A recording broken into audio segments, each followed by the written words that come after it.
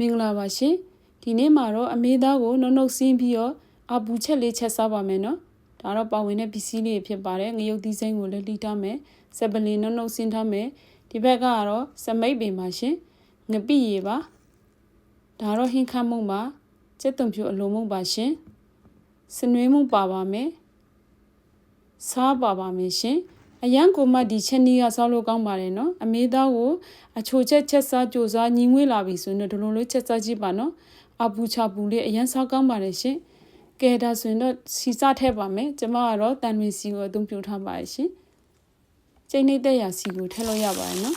စီပူလာရင်တော့အစင်တက်လောက်ထားတဲ့ကြက်သွန်နီကိုထည့်ပြီးတော့ကြိုလိုက်ပါမယ်ရှင်ကြက်သွန်နီကအရန်ကျွတ်အောင်တေးစရာမလိုပါဘူးနော်နွန်းသွားရင်ရပါပြီအနှစ်အနေနဲ့ထည့်တာပါကဲဒီလိုနေထားလေးဆိုရင်တော့စင်တွင်းထည့်ပြီးတော့ကျွန်မစီတပ်ပေးလိုက်ပါမယ်ရှင်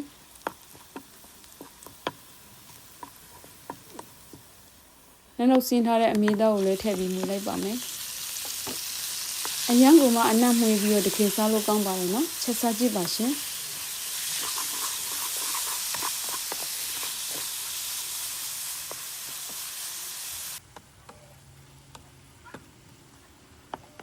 ကဲဒီလိုအနေထားလေးဆိုရင်တော့ဖြိုထားတဲ့ငပိကိုထည့်ပါမယ်နော်ညငပိကိုကျမကရေဖြိုပြီးတော့တေးကေးတွေမပါရအောင်စစ်လိုက်ပါရနော်စားနဲ့ဟင်းခမ်းမှုကိုလည်းထည့်ပါမယ်ရှင်ကျိန်းနေတဲ့ရအချိုမှုကိုထည့်နိုင်ပါရနော်ကဲစပလီနဲ့စမိတ်ပင်အပင်ရိုးနှုတ်နှုတ်ဆင်းထားတာကိုအရင်ထည့်လိုက်ပါမယ်နော်စမိတ်ပင်အရွက်ကိုတော့နောက်ဆုံးမှထည့်ပါမယ်ရှင်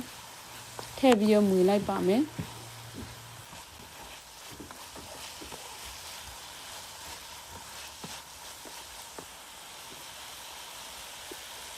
ရေထည့်ပါမယ်ရှင်ရေကျဲအေးထည့်ပါမယ်နော်ရေစိမ်းလေးထည့်လို့ရပါတယ်ရှင်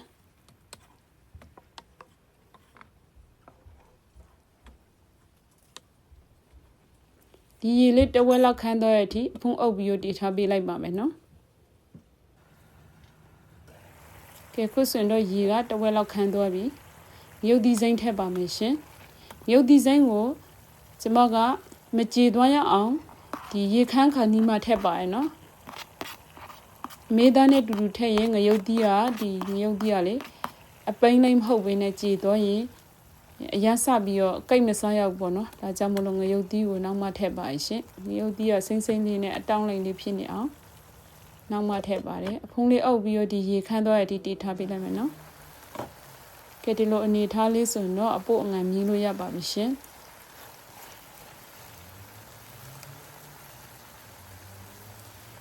ကောင်းပါတယ်ရှင်ကျမမြည်လိုက်တာဘာမှထပ်ထည့်စီရမလိုပါဘူးเนาะဒါဆိုရင်တော့စမိတ်ပင်အရွက်လေးတွေကိုထည့်ပါမယ်ရှင်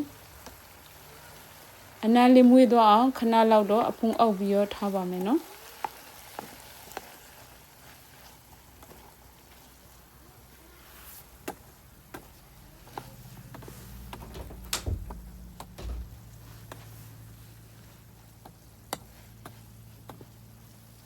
အရန်ကိုမှမှွေပြီးတော့စားချင်စရာအရန်ကောင်းပါလိမ့်ရှင်